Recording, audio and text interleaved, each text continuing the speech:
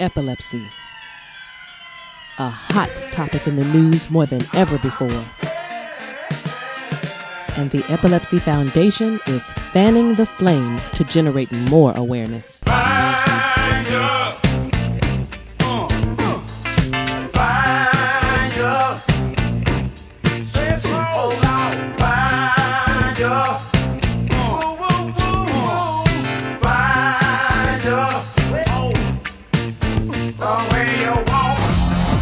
John Mayer is also doing some good these days. He's helping a friend bring awareness to a very important cause. Take a look.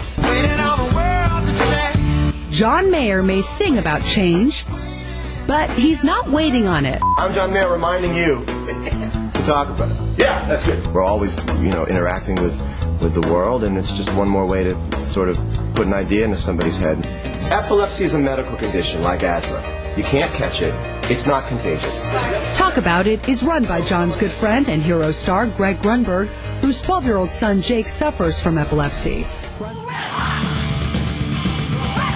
I've never spoken about this before. I used to have seizures when I was young, and my mother and father didn't know what to do or how to handle it, but they did the best they could with what little they had. From that point on, I've been having to deal with a lot of things, getting teased a lot in school, and early in my career I tried to compensate for that by being as flashy as I could. And 16-year-old Jet died at a resort in the Bahamas in January. The official cause of death was a seizure disorder.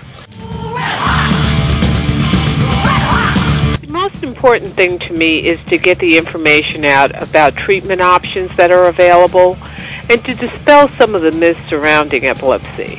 We have so much further to go, and working together that we can find a cure and also a life, if not a cure, a treatment options that give us the life of endless possibilities, where we don't have the side effect, and that we're human beings, and the stigma of having epilepsy doesn't encroach upon the way you see us for our abilities.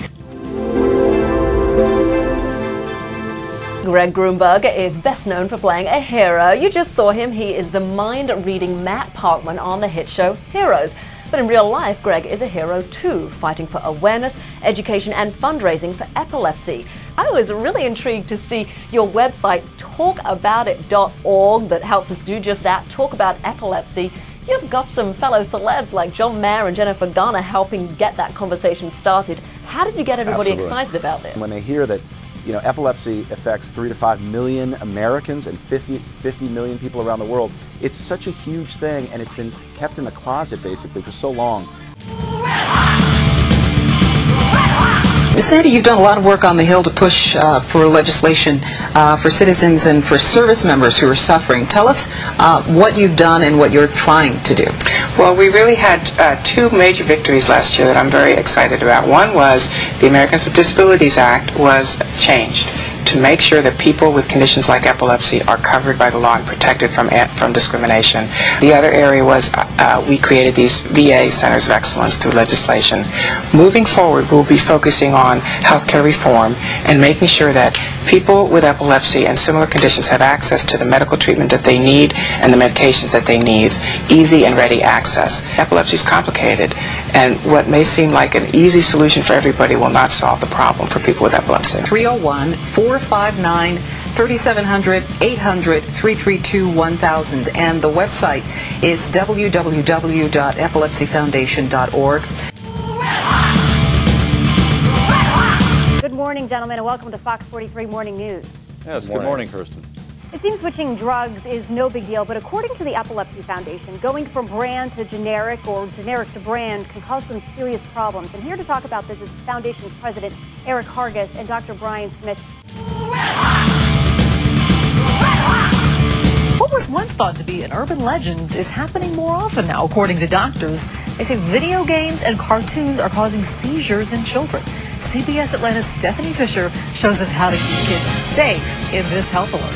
My 16-year-old son just had a seizure, wrote one person about their son playing the popular game. What we think is happening is that the faster the activity is, the higher risk of them having a seizure. The Epilepsy Foundation estimates about 100,000 children might be susceptible and not know it.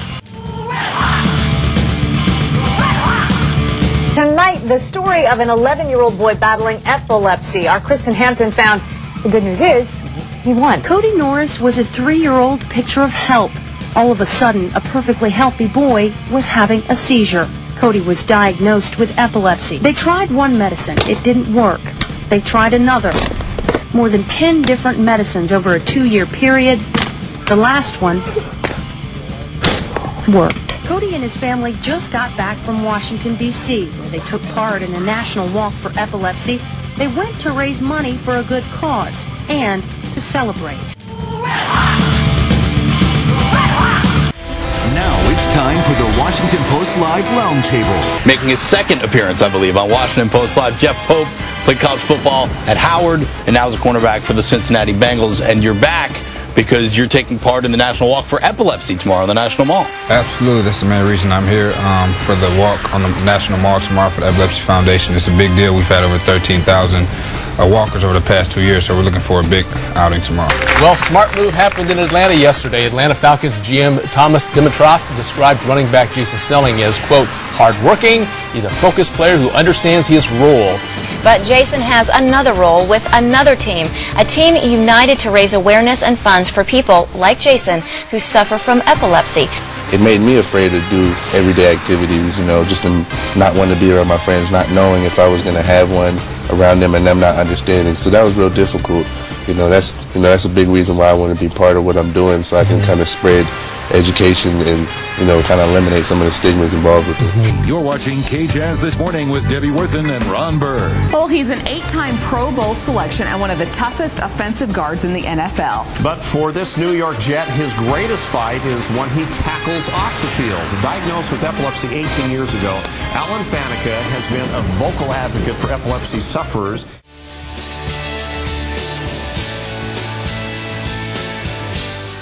WTOP News. The Cherry Blossom Festival opens March 28th, but that isn't the only reason to head to the mall that day, according to WTOP's Man About Town, Bob Madigan. That morning is the 3rd annual National Walk for Epilepsy. We have a walk in D.C. on March 28th on the mall. 13,000 people come out.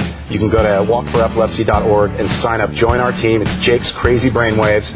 Join the team and walk with us, because it's people out there that are saying, you know what, we're not going to let this stop us, and we're dealing with it, and there will be a cure. I guarantee you, I'm not going to stop. He won't stop, and neither will we. With national scope and local impact, the Epilepsy Foundation will keep the fire burning.